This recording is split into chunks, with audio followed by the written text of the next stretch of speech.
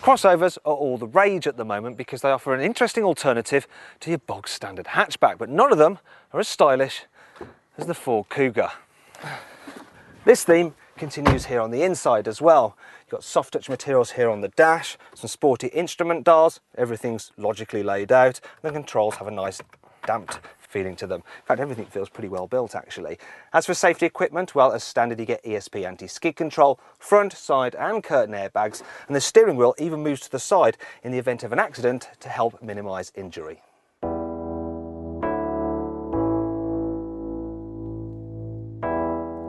Thanks to its all-wheel drive system, the Kuga is capable of some mild off-roading. But if you don't plan to leave the highway, there's also a front-wheel drive version, which is cheaper to buy and just as good to drive on the road.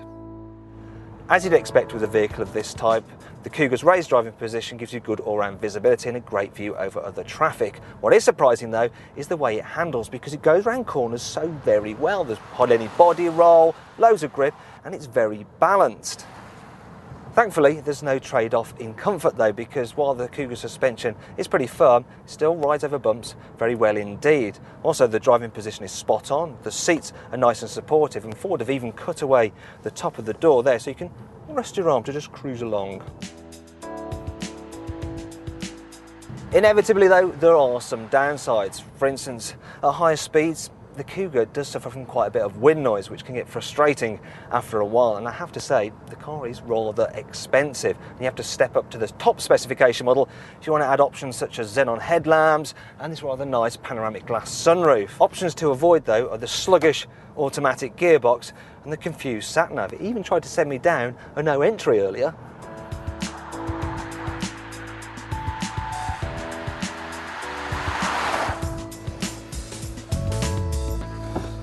This Ford's biggest problem, however, is its limited practicality. Now, if you've seen my previous videos, you'll know how much I like a big door bin. Well, the ones on the Kuga are a little bit on the small side, and I'll demonstrate that with this moderate size bottle. See, it doesn't fit. Now, I admit that won't be a deal breaker for most people, but if you follow me to the back, I'll show you something that might be. Now, headroom is fine, that's not the issue. The problem is knee room. If you look at that, it's not really much more space than you get in a Super Mini, which means that really lanky people might struggle a bit. And if you follow me to the boot, I'll show you another problem.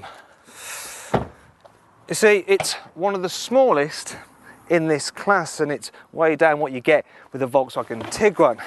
However, it does have one saving grace. This handy split tailgate. And that's the thing with the Kuga. It might not be perfect, but its good sides, such as its fine handling and stylish good looks, more than make up for its downsides.